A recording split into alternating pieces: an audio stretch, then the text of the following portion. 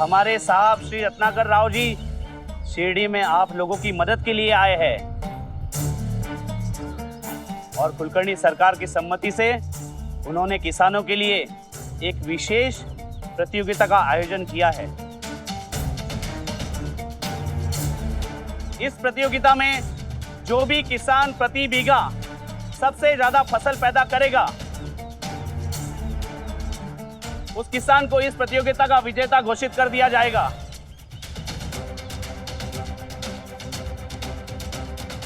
उस विजेता को कोई और नहीं बल्कि हमारे श्री रत्नाकर जी खुद पुरस्कृत करेंगे।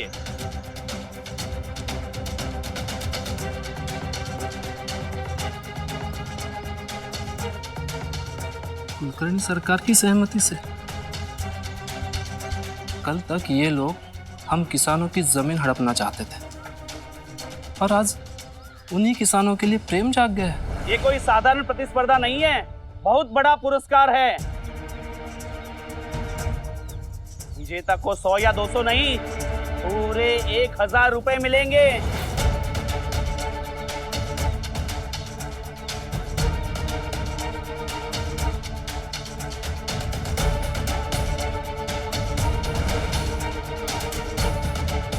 जी, उसने 1000 कहा? हाँ, 1000। क्या आपने 1000 रुपए बोला? हाँ भाई, जीतने वाले को इनाम में पूरे 1000 रुपए मिलेंगे।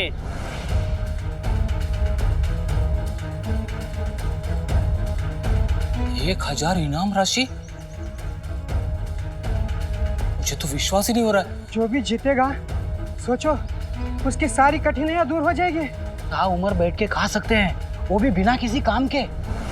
साहब सही थे, गांव वालों का लालच तो अभी से दिखने लगा है मुझे।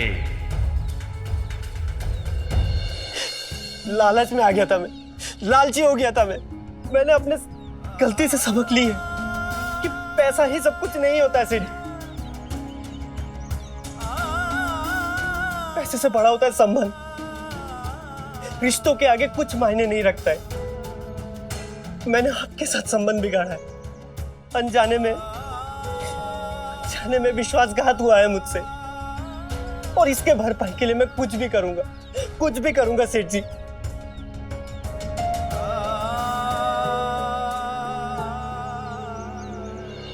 मूलचंद जी, आपका गुस्सा बिल्कुल उचित है, क्योंकि आपने इसे सिखाया, काबिल बनाया। आप इसके साथ अच्छा व्यवहार भी करते थे, अच्छे से पेश आते थे इसके साथ, इसकी और इसके काम की कद्र भी की। पर जब ये आपको छोड़कर चला गया तो आपको लगा कि इसने आपके साथ विश्वासघात किया है, धोखा किया है आपके साथ।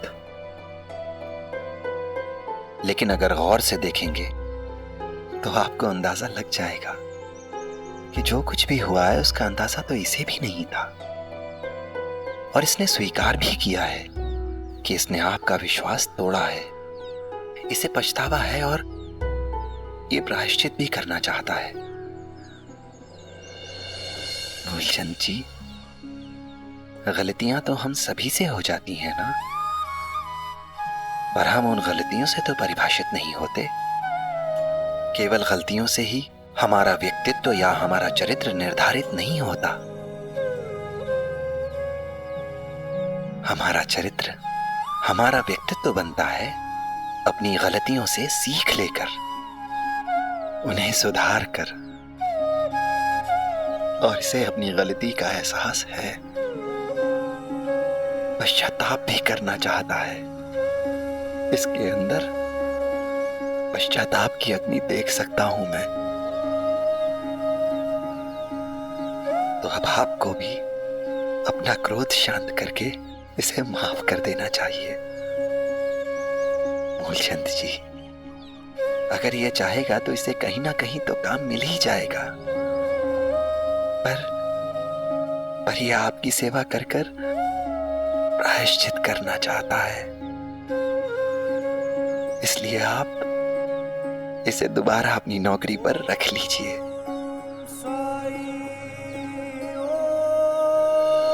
साईं, आप कहते हैं तो मैं इसे दोबारा काम पर रख लेता हूँ, लेकिन कृपा करके इसे एक बात कह दीजिए कि अगर आइंदा ये काम छोड़ना चाहे तो मुझे सूचित कर।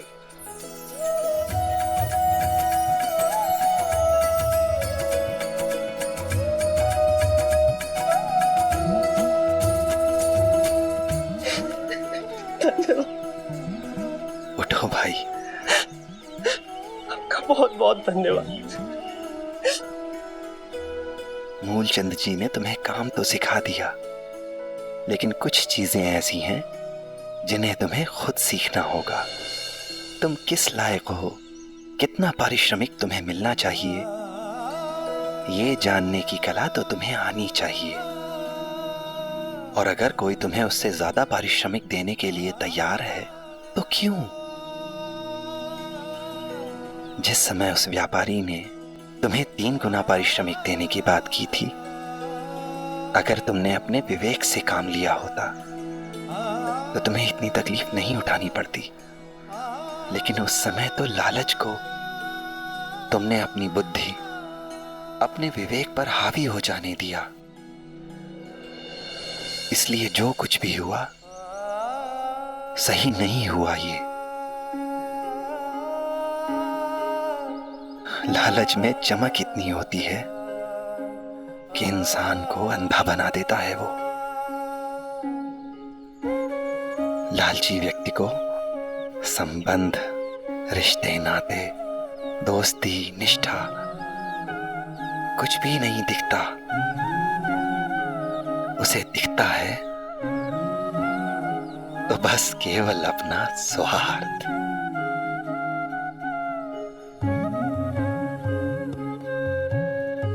राम जी भला करें। जो भी किसान इस प्रतियोगिता में हिस्सा लेना चाहता है वो अभी आकर यहाँ अपना नाम लिखा दे, ताकि हमें पता चल सके कि कितने प्रतियोगी हिस्सा ले रहे हैं इस प्रतियोगिता में। नामों के पंजीकरण की प्रक्रिया की शुरुआत हो चुकी है, तो आप सब लोग यहाँ पे अपना नाम लिखवा दें। मेरा भी नाम लिखिए।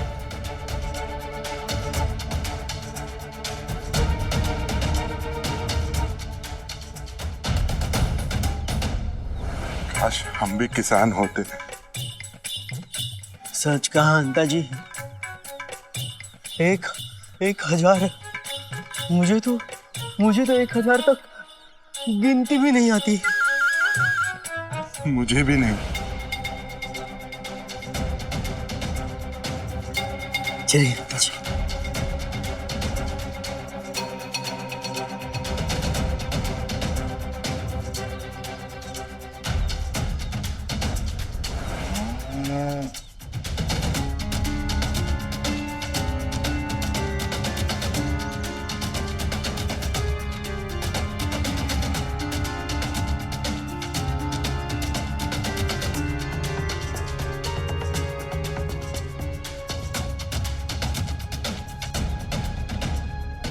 ₹1000? हरिओम, उस 1 बीघे का पूरा अनाज आप ले लेते हो तब भी प्रतियोगिता की लागत नहीं निकलेगी। फिर इन भिखारियों को इतने रुपए देने की क्या आवश्यकता है? है सरदार, है। देखिए, लागत और कीमत 2 अलग अलग चीजें होती हैं। इस प्रतियोगिता की कीमत ₹1000 है। रुपया जरूर 1000 खर्च होगा, लेकिन मुझे जो मुनाफा होगा वो लाखों का होगा। नहीं समझे? मैं समझाता हूं। कुलकर्णी सरकार, आपको शायद अंदाजा नहीं है कि प्रतिस्पर्धा की भावना लोगों के दिलों में किस प्रकार के भाव उत्पन्न कर देती है। शुरू ये हमेशा उत्साह और उत्तेजना के साथ होती है। अभी इस समय शिरडी के लोग बहुत खुश होंगे। हर जबान पे इस प्रतियोगिता की चर्चा होगी, हर घर में इसकी बात होगी। फिर धीरे धीरे सब लोग अपने अपने ढंग से इस प्रतियोगिता को जीतने की अपनी इच्छा व्यक्त करेंगे और उसके बाद सपने देखने शुरू करेंगे कि वो इस प्रतियोगिता से जीते हुए 1000 रुपए के साथ क्या करेंगे। अगर मैं जीता तो कुलकर्णी सरकार से भी बड़ा घर बनाऊंगा। 1000 रुपए तो मैं ही जीतूंगा। हाँ, पूरे गांव में सबसे अच्छी फसल हर साल मेरी होती है। सुल्तान मेरा हरिभाव हरिभाव।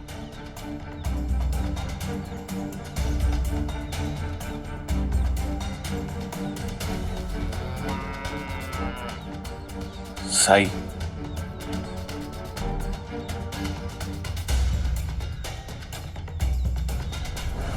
हरिभाव, अगर ये प्रतियोगिता में जीत गया ना तो असलम की शादी बड़े अच्छे से कर पाऊंगा। मुझे किसी के आगे हाथ नहीं फैलाना पड़ेगा। अरे हाथ क्यों फैलाओगे तुम? तुम चिंता मत करो सुल्तान, अगर मैं जीत गया ना तो भी अपने असलम की शादी बड़े धूमधाम से करेंगे हम। देखो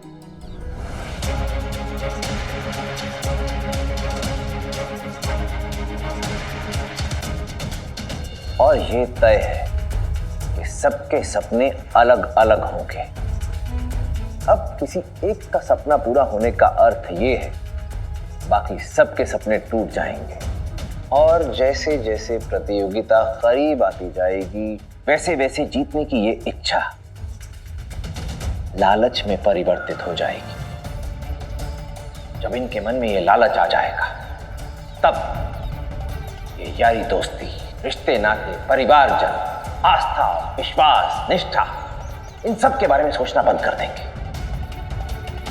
मैं शिरडी के लोगों के दिलों में ऐसी ही कटुता, द्वेष, ईर्ष्या और नफरत की भावना पैदा कर दूंगा।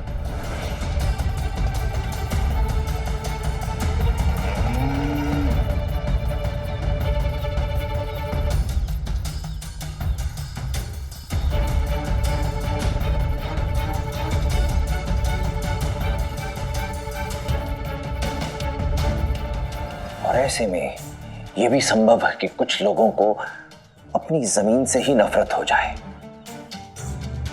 उस जमीन से जिसे उन्होंने अपना खून पसीना एक करके सींचा। और जब उन्हें उसी जमीन से अनाज की सबसे ज्यादा जरूरत थी तो उसी जमीन ने उन्हें धोखा दे दिया। अमीर बनने की चाह में वो खेती बाड़ी से विमुख हो जाएंगे और अमीर बनने के लिए दूसरे विकल्प तलाशने शुरू करेंगे।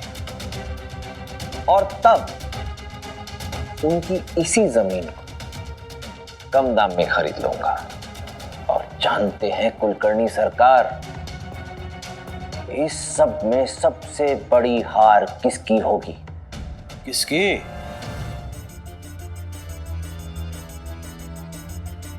साई की। केवल 1000 रुपए की कीमत अदा करके उस साई का श्रद्धा और सबूरी का सिखाया हुआ पाठ शिरडी वासियों के दिल से हमेशा के लिए निकाल दूंगा। 1000 रुपया, केवल 1000 रुपया काफी है साई का अस्तित्व समाप्त करने के लिए। ऐसी अचूक योजना पहले क्यों नहीं बनाई रत्नाकर जी? हर चीज का समय होता है कुलकर्णी सरकार, और वैसे भी ये मेरी बनाई नीति नहीं है, अंग्रेजों की नीति है ये। तभी तो वो यहां राज कर रहे हैं। यदि हम शिरडी के लोगों के दिलों में नफरत पैदा कर देते हैं, विवाद उत्पन्न कर देते हैं, तो वो सब आपस में लड़ने में ही व्यस्त रहेंगे, एक दूसरे से जूझते रहेंगे। हरिओम। और जब ये आपस में ही जूझते रहेंगे तो फिर किसी और चीज पर इनका ध्यान ही नहीं जाएगा। तब ऐसे में साई को कौन पूछेगा?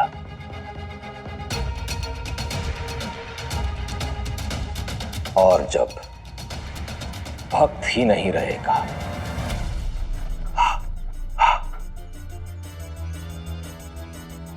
तो भगवान को कौन पूछेगा।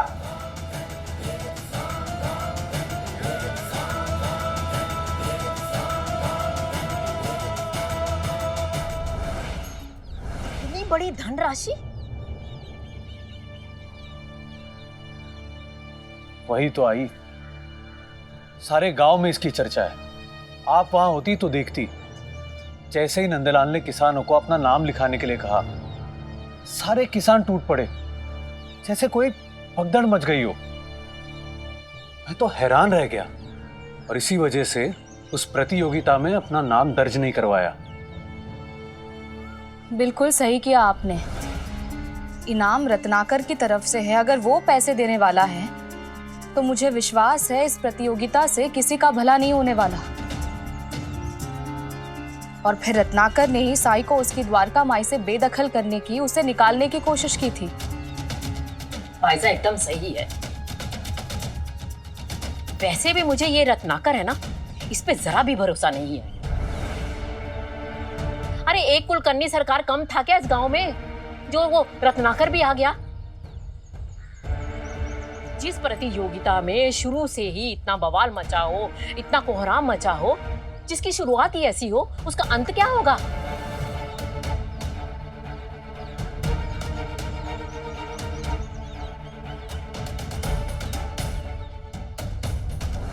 सुल्तान, काश अगर आज मेरे खुद के बैल होते मेरे पास, तो मैं खेती पर ज्यादा से ज्यादा ध्यान दे पाता और फिर मुझे लगता है कि मैं दूसरों से ज्यादा अनाज उगा लेता। क्या हुआ सुल्तान? होना क्या है हरिभाऊ, कमाल की बात करते हो। क्या मेरे बैल तुम्हारे बैल नहीं है? बना दिया ना पराया। अरे नहीं नहीं, अरे छोड़ो, सालों से हम एक दूसरे की मदद करते आ रहे हैं, आज अचानक ये अपना और पराया कहां से आ गया? ये जो हमारे बीच सालों से ये लेन देन का सिलसिला चल रहा है, क्या ये यूं ही बरकरार नहीं रह सकता? बताओ। और याद है, कल ही तुमने मुझसे कहा था कि अगर ये प्रतियोगिता तुम जीतते हो तब तुम असलम की शादी में मेरी मदद करोगे। कहा था, तुम जीतो या मैं जीतूं, जीत तो हम दोनों की है ना।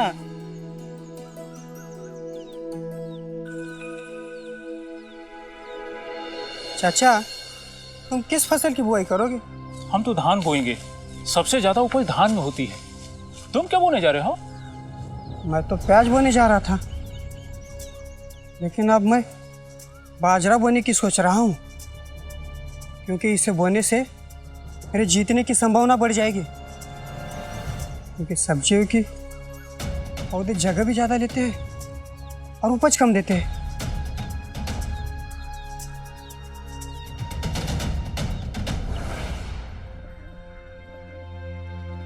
इस पंख की तरह हमारे दोस्त भी दो हिस्सों में बट गए हैं।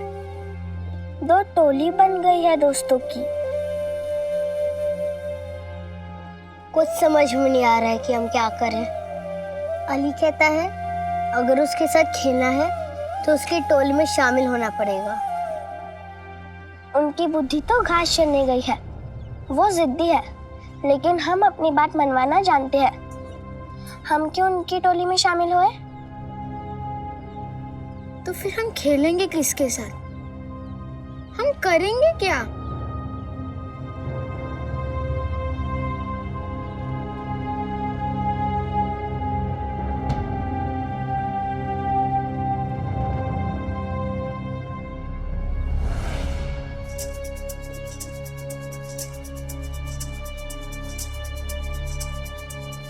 अच्छा हुआ साई तुम आ गए। हमारे दोनों दोस्त लड़ बैठे हैं। दो टोली बनाई है अली और भीमा ने। वो दोनों हमारे दोस्त हैं।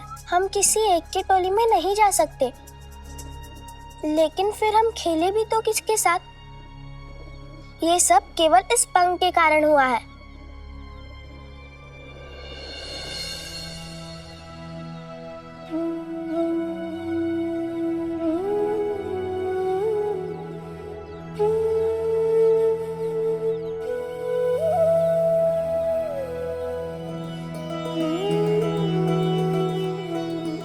अगर तुम अपने दोस्तों को फिर से मिलाना चाहते हो तो इसके लिए तुम्हें ही कुछ करना पड़ेगा।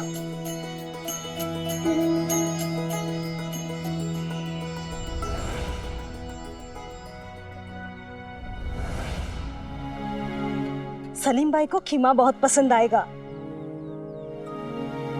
हाँ सुलभा, भामा को भी मैंने ही काम दिया है।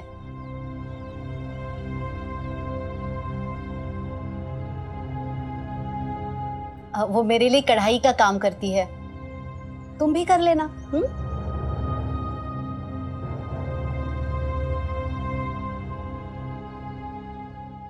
अभी मेरे पास इतने ही पैसे हैं।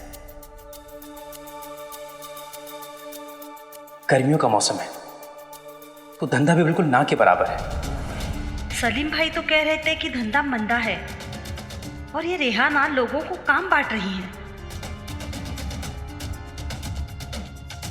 नहीं नहीं, मेरे मन में ऐसा ख्याल आ भी कैसे सकता है। चिंता मत करो सुलभा, रेहाना पहले भी गांव की कई औरतों को कढ़ाई का काम दे चुकी है और मुझे विश्वास है कि अगर तुम भी कढ़ाई का काम करोगी तो बड़े आराम से तुम्हारा गुजारा हो जाएगा।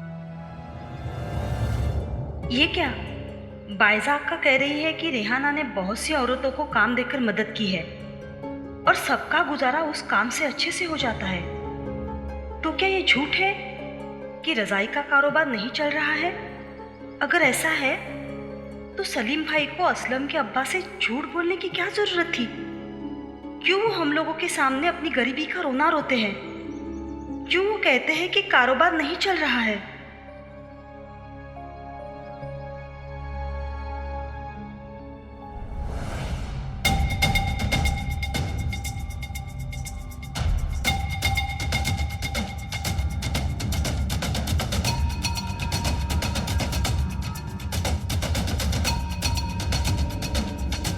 बायजा का ईमानदारी से कहूँ तो इस वक्त कारोबार पहले की तरह नहीं चल रहा है। गर्मियों में कोई रजाई भी नहीं खरीदता। लेकिन आप फिक्र ना करें, मुसीबत में अगर हम लोग एक दूसरे के काम नहीं आएंगे तो कौन आएगा। इसलिए जितना मुझसे हो सकेगा मैं सुलभा को काम देने की कोशिश करूंगी। सुलभा, रेहाना ने कहा ना कि उसके पास जो भी काम होगा वो तुम्हें देगी, और मैं भी तो हूँ, मैं और 2-4 लोगों से बात करूंगी। सब ठीक हो जाएगा, चिंता मत करो। हाँ चल ना अली, लुका छुपी खेलते हैं। मेरा दिल नहीं कर रहा खेलने का। यार एक तो हम पहले से ही इतने कम लोग हैं, उस पर से तू भी नहीं खेलेगा तो क्या मजा आएगा? मजा आए या ना आए, हम लोग जितने भी लोग हैं उसमें ही खेलने की आदत डाल लो तुम लोग। अली, भीमा कहाँ है? वो कहीं नहीं दिखाई दे रहा। मैं उसे कितनी देर से ढूंढ रही हूँ। उसके बारे में तुम मुझसे क्या पूछ रही है? वो कहीं पे भी जाए, मुझे उससे क्या? कहीं ऐसा तो नहीं कि तूने उसकी टोली में जाने का फैसला कर लिया? अली, मैं तुमसे पहले भी कह चुकी हूँ कि तुम सब मेरे दोस्त हो और अपने झगड़े पे मुझे मत घसीटो। झिपरी झिपरी, कहीं तुम भीमा को तो नहीं ढूंढ रही हो ना? मैंने उसे जंगल की ओर जाते हुए देखा। वो अकेला था और उसके साथ कोई नहीं था। क्या? अकेला? उसे क्या जरूरत थी जंगल में अकेले जाने की? क्या उसे पता नहीं कि वहाँ खतरनाक जंगली जानवर रहते हैं और अगर किसी भी जानवर ने उस पर हमला कर दिया तो? हमें भीमा को ढूंढने जाना चाहिए। लेकिन तुम्हारी तो उससे लड़ाई है ना, तुम तो उससे बहुत गुस्सा हो ना। लड़ाई हुई तो क्या हुआ? मैं उसे जंगल में जाने दूं? जा उसे बाघ खा ले। नहीं नहीं। भीमा, भीमा, भीमा, मैंने अभी अली को जंगल जाते हुए देखा। मुझे लगता है फिर से वो आम के पेड़ के पास आम तोड़ने गया है। क्या? उस जंगल में तो बहुत से खतरनाक जानवर हैं। अगर उसे किसी जानवर ने कुछ कर दिया तो? मेरी माँ कहती है कि उधर एक बार एक लड़का अकेले गया था और अब तक वापस नहीं आया है। चलो उसे रोकते हैं।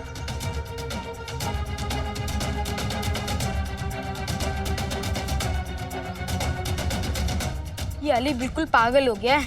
एक बार इसी चक्कर में अपना हाथ तोड़वा चुका है। मुझे जाना होगा। भीमा!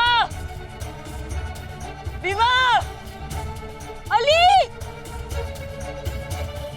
अली भीमा अली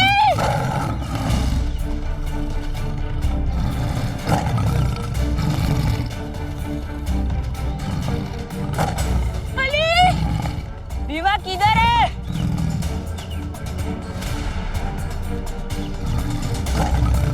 कहीं भीमा को शेर तो नहीं खाएगा? नहीं नहीं भीमा अली अली अली आज तक कहीं अकेले जाने की हिम्मत नहीं की उसने। वो हमेशा मेरे साथ ही यही वही जाता था। हे भगवान मेरे दोस्त अली की रक्षा करना। या अल्लाह मेरे दोस्त भीमा की हिफाजत करना। अली भीमा भीमा अली भीमा अली भीमा तू यहाँ है? अल्लाह का शुक्र है तू मुझे मिल गया। रुक मैं वहां आता हूँ।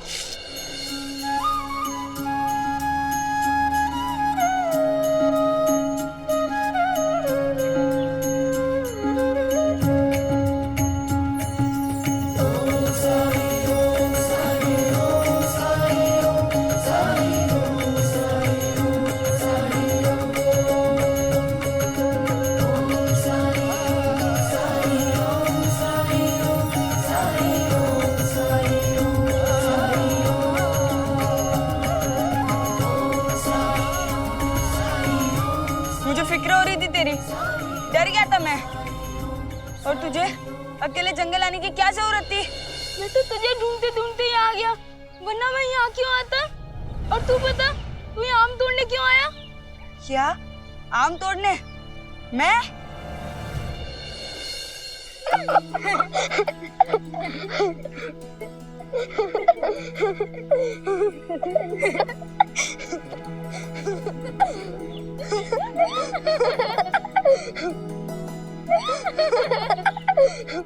साई, ये सब क्या है?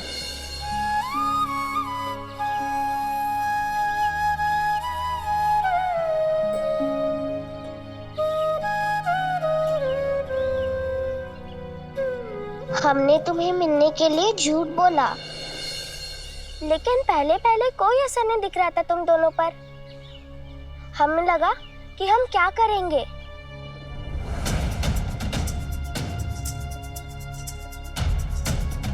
तुम्हारी योजना काम नहीं की साई। उन दोनों ने प्रतिक्रिया नहीं की।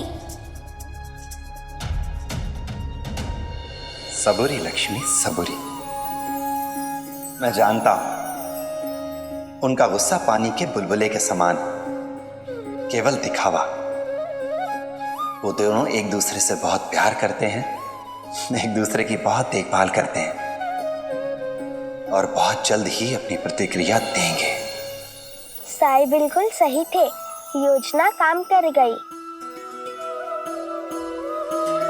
साई, क्या ये योजना आपकी थी? क्यों किया आपने ऐसा? आप तो कहते हैं झूठ बोलना अच्छी बात नहीं है। हाँ साई, झूठ बोलना तो गलत बात है ना। बिल्कुल सही। जिस झूठ से किसी को दुख पहुंचे, किसी को तकलीफ हो, वो झूठ कभी भी नहीं भूलना चाहिए। लेकिन अगर तुम लोगों की दोस्ती की बात करें तो ये झूठ नहीं था। सच तो ये है कि एक दूसरे के बिना तुम लोग कहीं खो गए थे। अली, क्या तुम्हारी आदत नहीं है कि तुम अभी भीमा से झगड़ा करोगे और थोड़ी देर बाद उसके ही साथ खेलोगे? और भीमा, क्या तुम अली के बिना बिल्कुल अकेले नहीं हो गए थे? बोलो, क्या तुम लोगों को अलग अलग खेलने में अच्छा लग रहा था? सच तो ये है कि तुम दोनों एक दूसरे के पक्के दोस्त हो, एक दूसरे का ध्यान रखते हो, देखभाल करते हो। लेकिन बस एक छोटी सी चीज के लिए, एक पंख के लिए आपस में झगड़ा कर बैठे। क्या ये बात सही है? अच्छा तो तब होता जब तुम में से एक खुश होता कि पंख दूसरे के पास है, या फिर दोनों ही उस पंख को त्याग देते। पर तुमने त्याग किस चीज का किया? अपनी दोस्ती का। मेरी बात हमेशा याद रखना, जो चीज लोगों के बीच झगड़ा कराए उससे हम सभी को हमेशा दूर रहना चाहिए। जो चीज मन में लालच पैदा करे वो चीज किसी के लिए भी अच्छी नहीं हो सकती। मेरी बात हमेशा ध्यान रखना बच्चों। हाँ साई। आपस में लड़ाई झगड़ा करना ये अच्छी बात नहीं है। हमें हमेशा सबके साथ मिलजुल कर रहना चाहिए। बिल्कुल सही फरमाया आपने। वाकई में ये प्रतियोगिता तो बहुत अच्छी है। आदाब भाभीजान। हाँ तो भाईजान, क्या सोचा है आपने? इस बार हमें अपने खेतों में कौन सी फसल बोनी चाहिए? देखो, धान की खेती में पानी की जरूरत होगी, सो तो है। तुम्हें तो मालूम ही है शिरडी में पानी की कमी है। हमें ऐसी फसल की बुवाई करनी होगी जो इस मिट्टी में अच्छे से और तेजी से बढ़े और उसकी उपज भी ज्यादा से ज्यादा हो। मेरे ख्याल से बाजरा या ज्वार सही रहेगा। आप जो भी फैसला लें मुझे मंजूर है। लेकिन एक बात मैं जरूर कहना चाहूंगा, हमें अपने खेतों में अच्छी किस्म की खाद डालनी चाहिए जिससे फसल तेजी से बढ़ने के साथ साथ ज्यादा से ज्यादा उपज भी दे। कह तो सही रहे हो तुम, लेकिन सलीम, इसके लिए हमें शहर जाना होगा और वक्त बहुत कम है। आप फिक्र क्यों करते हैं भाईजान? जब मैं रजाइयां बेचने के लिए शहर जाऊंगा तो वहां के बाजार से अच्छी किस्म की खाद के बारे में जानकारी ले लूंगा। हमें इस बार अपनी खेती में कोई समझौता नहीं करना चाहिए। हम पूरी कोशिश करेंगे कि वो इनाम की रकम हमें ही मिले। इंशाअल्लाह। सलीम, अगर ये रकम हम जीत गए तो हमारे जितनी भी मुश्किलात हैं सब खत्म समझो, और असलम की शादी में 4 चांद लग जाएंगे और हम एक बड़ा और बेहतर घर बनाएंगे जहां हम सब लोग एक साथ रह सके, जैसे बचपन में रहा करते थे। चारों तरफ खुशियां ही खुशियां। इंशाअल्लाह। और उसके बाद भी हमारे पास बहुत सारा पैसा बचेगा जिसे मैं अपनी रजाई के कारोबार में लगाऊंगा और उसे खूब बढ़ाऊंगा। मेरा शक सही निकला। सलीम भाईजान और रेहाना सिर्फ अपने बारे में ही सोच रहे हैं। जो चीज मन में लालच पैदा करे वो चीज किसी के लिए भी अच्छी नहीं हो सकती। मेरी बात हमेशा ध्यान रखना बच्चों। आपस में लड़ाई झगड़ा करना ये अच्छी बात नहीं है। हमें हमेशा सबके साथ मिलजुल कर रहना चाहिए। तो वादा करो, सबसे पहले तुम लोग अपनी दोस्ती को महत्व दोगे, उसके बाद ही किसी दूसरी चीज को। मैं वादा करती हूँ साई। मैं भी वादा करता हूँ साई। मैं भी करती हूँ वादा। मैं वादा करता हूँ। मैं वचन देता हूँ कि हम लोग दोस्ती के बीच किसी को भी नहीं आने देंगे।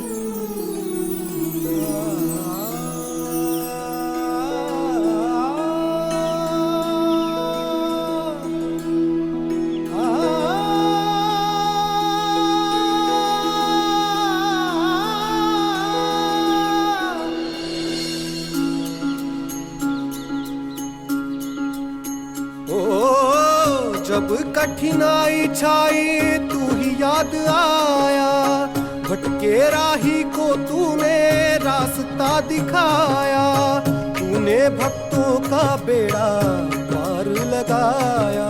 तेरी महिमा मेरे साई कौन जान पाया। ओम साई ओम साई ओम साई ओम साई ओम साई ओम साई ओम।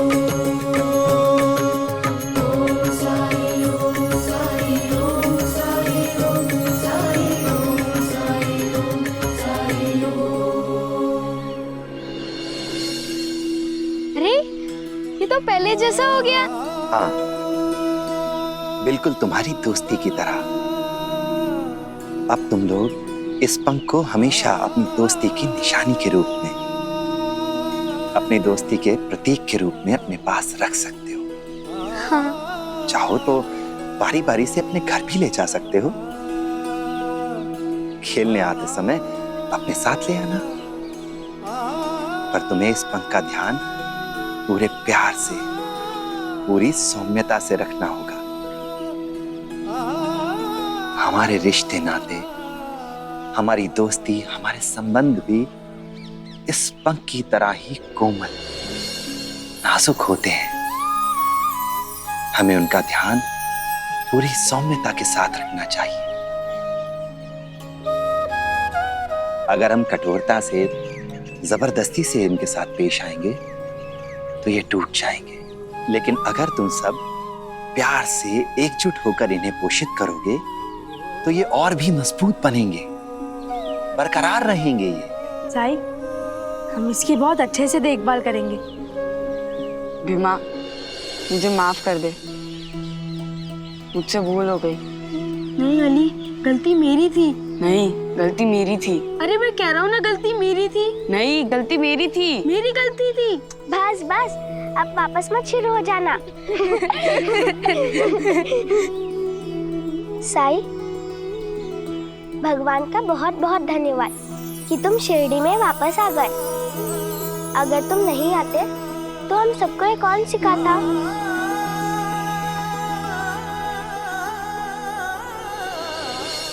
जिस सरलता से ये बच्चे अपने झगड़े, अपने मतभेद भुलाकर फिर से एक हो जाते हैं, उसी सरलता से हम बड़े अपने मसले क्यों नहीं हल कर सकते।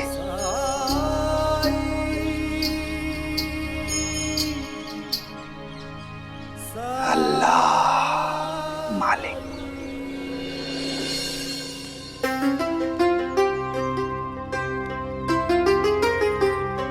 लीजिए, खाना लजीज बना है ना? बेहद।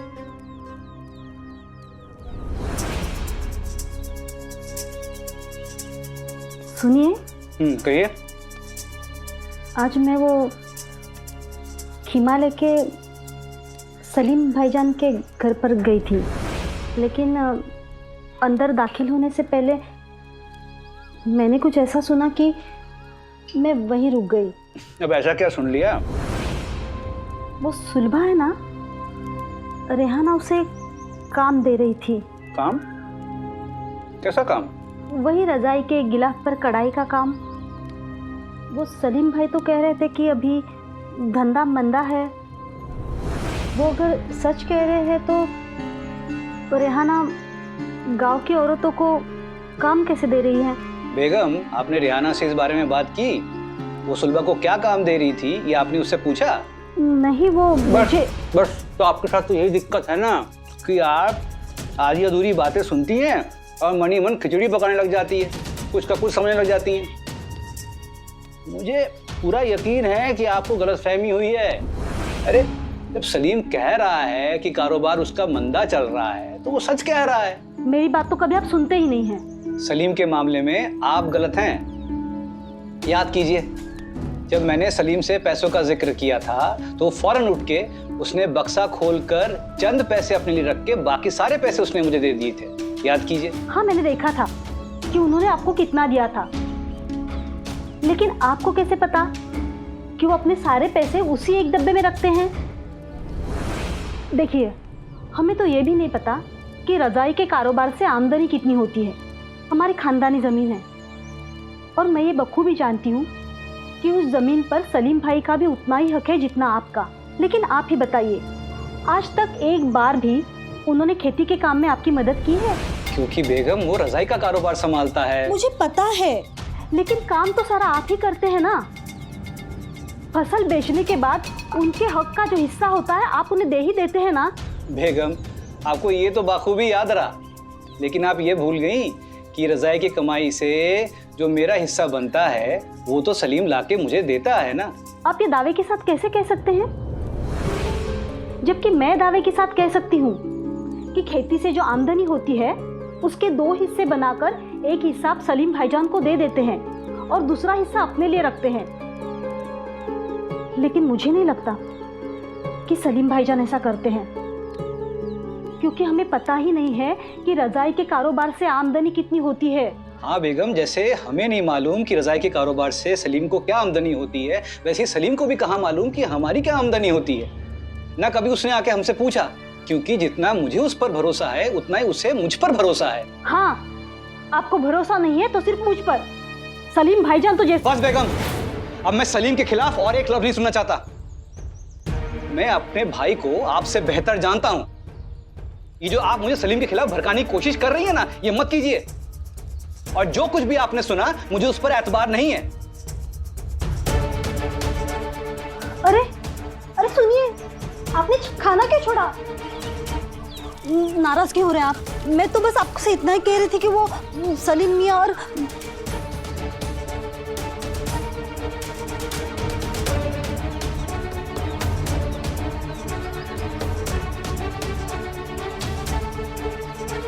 आज भी हमसे किसी ने कंबल नहीं खरीदा। ऐसे कैसे काम चलेगा हमारा? यही तो मैं भी सोच रहा हूँ। गर्मियों में ये परेशानी तो हर साल आती है, लेकिन इस बार असलम के निकाह की वजह से ये परेशानी पहाड़ के जैसी लग रही है। भाईजान ने भी मदद मांगी है। पैसे जुटाने के लिए मैं कुछ भी करूंगा। रत्नाकर जी की प्रतियोगिता से एक उम्मीद जगी है, लेकिन उसके लिए मुझे और भाईजान को अच्छी किस्म की खाद और बीज चाहिए होगा, ताकि फसल अच्छी से अच्छी हो। लेकिन हालात तो ऐसे हैं जैसे खाद खरीदने के लिए भी पैसे जुटाना बहुत मुश्किल हो रहा है।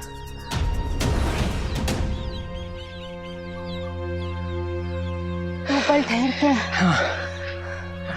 इतनी गर्मी है कि लोग अपने घरों से भी नहीं निकल रहे हैं,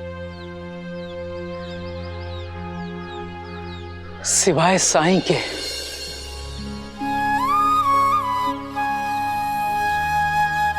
राम जी भला करें।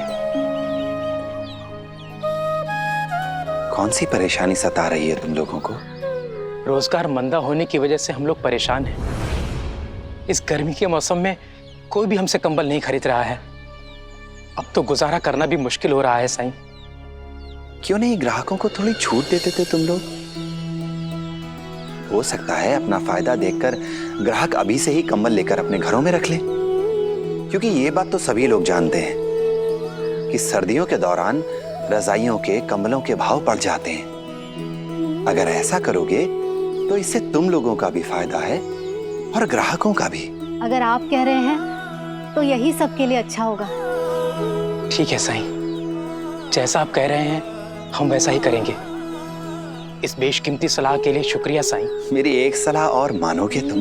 जरूर साईं। इसी जगह पर रुके रहो। इतनी गर्मी में साईं, अगर आप कह रहे हैं तो हम जरूर रुकेंगे। अल्लाह मालिक।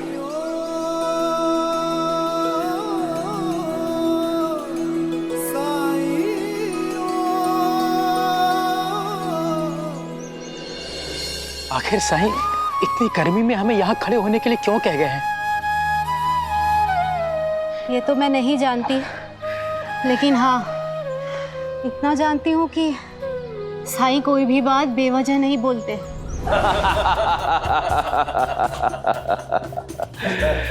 सबको अमीर बनना है।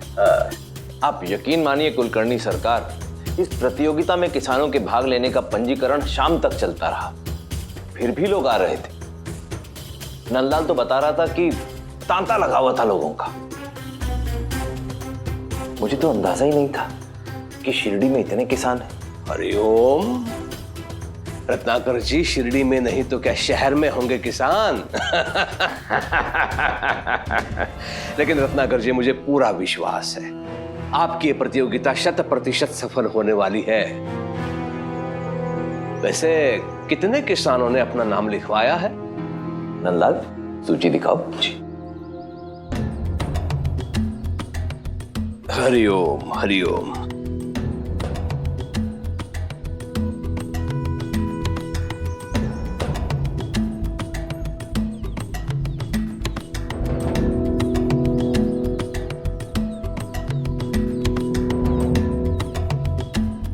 हरिओम। लगता है शिरडी के सारे किसानों ने अपना नाम पंजीकृत करवाया है, हाँ?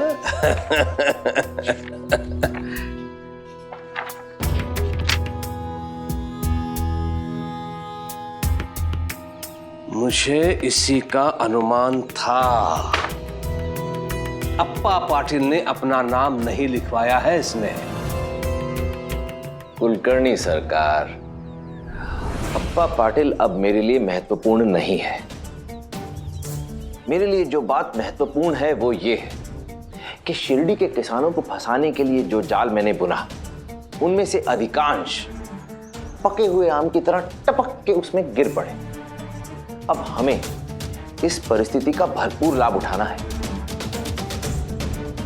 लाभ तो मैं उठाऊंगा रत्नाकर, क्योंकि कोई भी किसान अपने खेतों में अनाज का उतना उत्पादन नहीं कर सकता जितना कि मैं। 1000 रुपए का प्रश्न है, वो गांव के भिखारियों को मिले, हो ही नहीं सकता। हरिओम। काफी वक्त हो चुका है, अब हमें चलना चाहिए। चलो। रिहाना,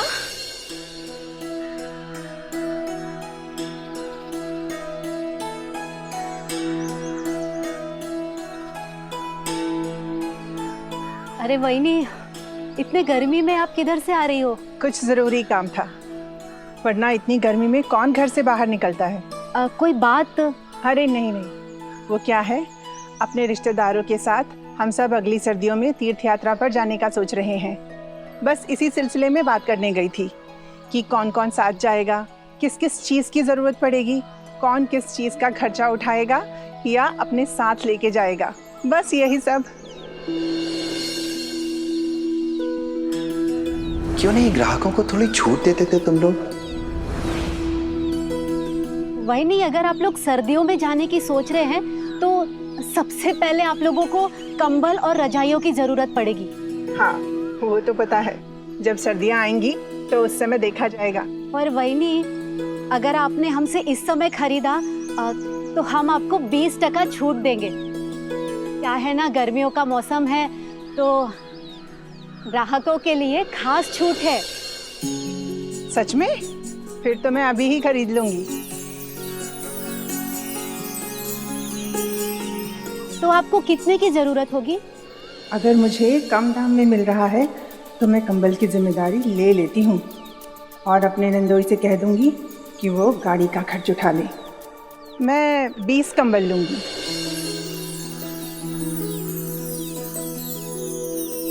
लेकिन इस वक्त तो मेरे पास 10 ही कंबल हैं। बाकी के 10 कंबल जल्द से जल्द बनाकर आपके घर पहुंचा दूंगा। ठीक है, दुकान पर आकर तुम पैसे ले जाना।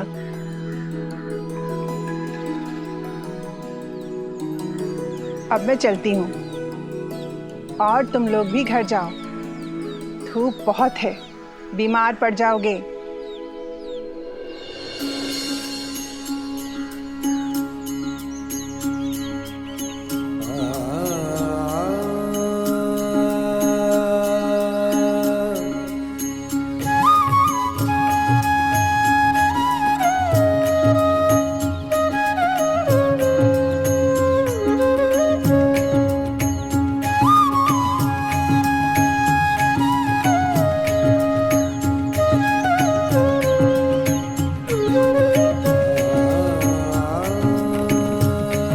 अरे वाह, 20 कंबल! इतने तो हम 2 महीनों में भी नहीं बेच पाते। मन में साई के क्या है, सच में जान पाए। साई कमाल है ना। वो कब, क्या और क्यों कहते हैं, ये तो उस वक्त किसी के समझ में नहीं आता। लेकिन हाँ, इतना जरूर है, अगर उनकी बात पर अमल कर लिया जाए फायदा हमारा ही होता है। बिल्कुल, अब मैं अच्छी किस्म की खाद खरीद सकूंगा। अब मुझे कोई फिक्र नहीं। रत्नाकर जी की प्रतियोगिता के लिए, उसे जीतने के लिए अच्छी फसल की पूरी कोशिश कर सकूंगा। अल्हम्दुलिल्लाह। बहुत ही उचित कहा आपने। वैसे सोच रहा हूं कि क्यों ना मैं भी सम्मिलित हो जाऊं इस प्रतियोगिता में। 1000 रुपए का विजयी होने का लोभ नहीं है मुझे। अगर मैं भी इसमें सम्मिलित हो गया तो किसी को हमारी योजना पर संदेह नहीं होगा। तुम्हारी रग रग से वाकिफ हूं मैं। तुम्हारे मन में तो उस दिन से ही लड्डू फूट रहे हैं जिस दिन से 1000 रुपए के इनाम के बारे में तुम्हें बताया था। तुम्हें भाग लेना है ना, लो, मुझे कोई फर्क नहीं पड़ता, क्योंकि आखिरी निर्णय तो मेरे ही हाथ में है कुलकर्णी सरकार। किस सोच में डूबे हैं रत्नाकर जी?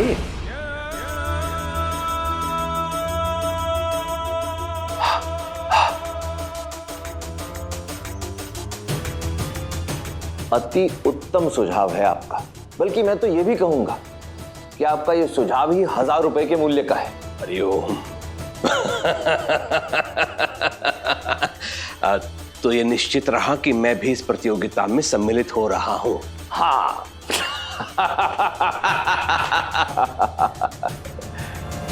प्रतीत होता है कि जैसे ईश्वर मेरे साथ है। अधिक मास में मेरे पास अधिक धन आने का प्रबंध कर दिया है उसने। हरिओम। अधिक मास क्या होता है साईं? अध्यापक जी ने हमें केवल 12 माह तक ही पढ़ाया था और उन महीनों में अधिक मास का नाम भी नहीं था। मैंने सुना है आजकल अधिक मास चल रहा है। जिससे सुना सही सुना है। आमतौर पर साल में केवल 12 महीने ही होते हैं, लेकिन हिंदू पंचांग के अनुसार साल में 32 माह और 16 दिन में एक बार, यानी हर तीसरे वर्ष अधिमास आता है। वो तो ठीक है, लेकिन लोग इस माह में एक दूसरे को दान क्यों करते हैं? भेंट उपहार क्यों देते हैं? 12 महीने 12 राशियों का प्रतिनिधित्व करते हैं और हर चंद्रमास के लिए एक देवता निर्धारित किए गए। ये एक पौराणिक कथा है, पर 13वें मास के लिए कोई भी देवता निर्धारित नहीं किए गए। इसलिए लोगों ने उसे मल मास यानी खराब महीना कहना शुरू कर दिया। इससे इस 13वें महीने को बहुत बुरा लगा। मैं 13वें महीने की तकलीफ समझ सकती हूँ साईं। लोग मुझसे दूर रहते थे, दुत्कारते थे। कुछ ऐसा ही समझ लो। 13वां महीना दुखी होकर भगवान विष्णु के पास गया, तो भगवान विष्णु ने उसकी व्यथा सुनकर उसे अपना नाम दे दिया। पुरुषोत्तम कहकर पुकारा उसे।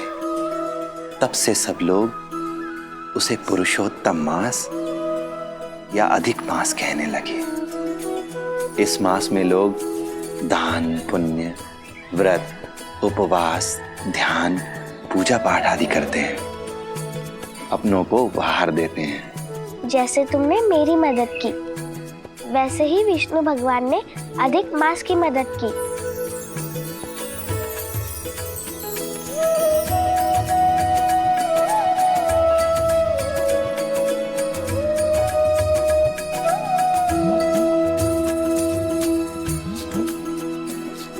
है तो मीठा। वाह वाह वाह वाह वाह वाह रुक्मिणी, अधिक मास की ऐसी गर्मी में तुमने तो ये मतलब कमाल कर दिया। तरबूजा।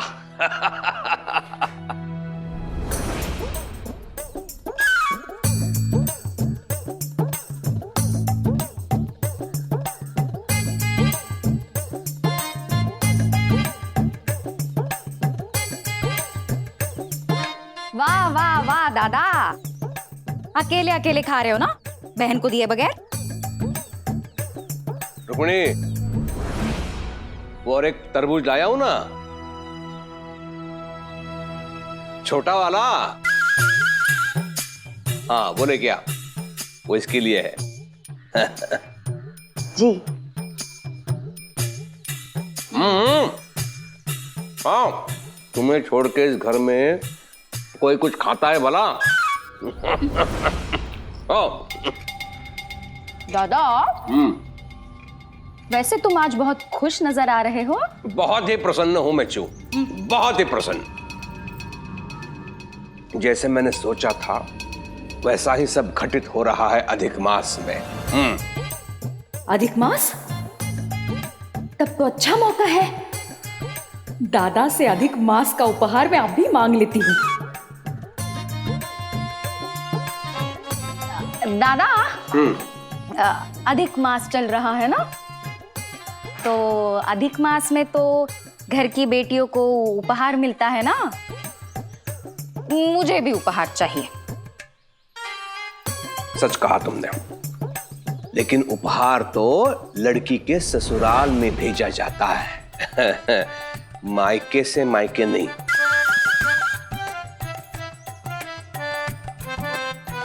वो सब मुझे नहीं पता दादा, उपहार तो मुझे चाहिए, मायका हो या ससुराल, उपहार तो घर की बेटी को मिलता ही है ना। अब ये वही नहीं, ये अगर अपने मायके में होती तो क्या इसके मायके वाले ये कहते कि इसको उपहार नहीं देंगे?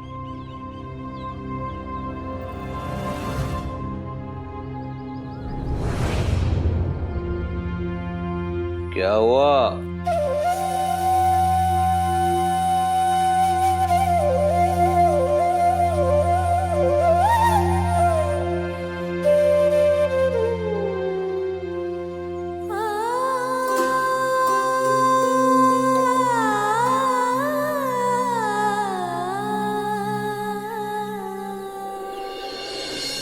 खाना खेत पर भिजवा देना, बाजार से सीधा खेत जाऊंगा। और हाँ, शाम को लौटने में देर हो जाएगी, वो सलीम के साथ बाजार जाना है बीज लाने। क्या बेगम, तुम्हें अभी भी सलीम पर शक है? मेरी बात मानो, ये गलतफहमी मत पालो। ये 1000 रुपए का इनाम सुन के ना तुम्हारा दिमाग ठिकाने पे नहीं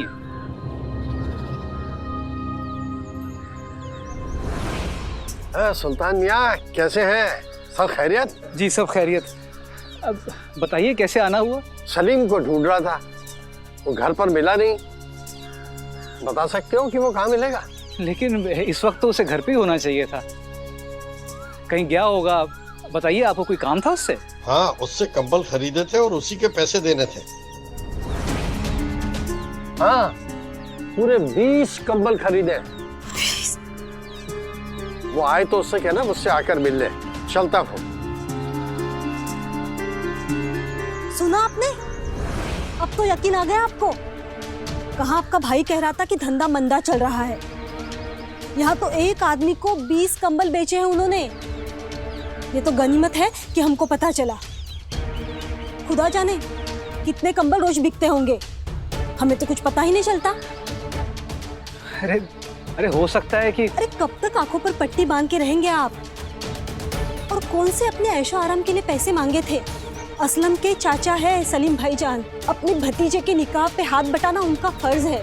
चलिए ये बात भूल जाइए कि मैंने क्या कहा था, लेकिन ये तो साबित हो गया ना कि हमारे असलम की कोई परवाह नहीं है सलीम भाईजान को, वरना इस तरह से झूठ नहीं बोलते कि धंधा मंदा चल रहा है। अभी मेरे पास इतने ही पैसे हैं, गर्मियों का मौसम है तो धंधा भी बिल्कुल ना के बराबर है। सही कह रही हो। अपने निकाह के चंद दिनों बाद सलीम मेरे पास आया और कहने लगा कि वो खेती बाड़ी नहीं करेगा, रज़ाई कंबल का कारोबार करेगा। छोटा भाई है, तरक्की करेगा तो मुझे खुशी होगी, लेकिन अगर उसका रवैया मेरे लिए ऐसा है तो फिर ठीक है, आज से वो अपना कारोबार संभाले और मैं अपना बाजार में अकेले जाऊंगा। और हाँ, अब इस प्रतियोगिता से जुड़ा हुआ हर फैसला मैं अकेले ही लूंगा। साईं, मुझे उदी चाहिए। मैंने सुना है उससे लोगों को बहुत फायदा होता है। माई, आप क्या किसी बीमारी से पीड़ित हैं? हाँ, लेकिन शारीरिक रूप से नहीं। मैं अपनी गरीबी से पीड़ित हूँ। बड़ी मुश्किल से अपने परिवार का गुजारा करती हूँ। एक पत्नी और माँ के रूप में मुझ पे जिम्मेदारियां हैं, और उन जिम्मेदारियों को निभाते निभाते मैं ये भूल गई हूँ कि मैं एक बेटी भी हूँ। अपने मायके गए मुझे वर्षों हो गए साईं। ऐसा नहीं है कि मेरे पति मेरी मदद नहीं करना चाहते, लेकिन आमदनी कम है, ऊपर से घर चलाने की जिम्मेदारी। अधिक मास चल रहा है और मैं अपने मायके जाने के बारे में सोच भी नहीं सकती। जाना तो दूर, अपने माँ बाप और तीनों भाई बहनों के लिए कुछ भेजने की हैसियत भी नहीं है मेरी। आप मुझे उदी दे दीजिए, मैं ये उन्हें भेज दूंगी और यहीं से उनके लिए प्रार्थना और मंगल कामना करूंगी। उदी का महत्व तो किसी भी उपहार से कई गुना ज्यादा है। अगर ऐसी बात है तो आपको उदी जरूर दूंगा, लेकिन क्या ये टोकरियां बनाने में आप मेरी मदद करेंगी? मुझे आपकी मदद करके खुशी होगी साईं, लेकिन इस काम के लिए आप मुझे कुछ पैसे दे देंगे? मुझे आपसे पैसे मांगना अच्छा तो नहीं लग रहा, लेकिन अगर मिल जाएंगे तो इस गरीब की कुछ मदद हो जाएगी। माई, मैं खुद भिक्षा मांगकर अपना पेट भरता हूं, मेरे पास पैसे कहां से आएंगे? कोई बात नहीं, मैं आपकी मदद करूंगी साईं, पर उसके बाद आप मेरे मायके के लिए उदी देंगे ना? जरूर दूंगा।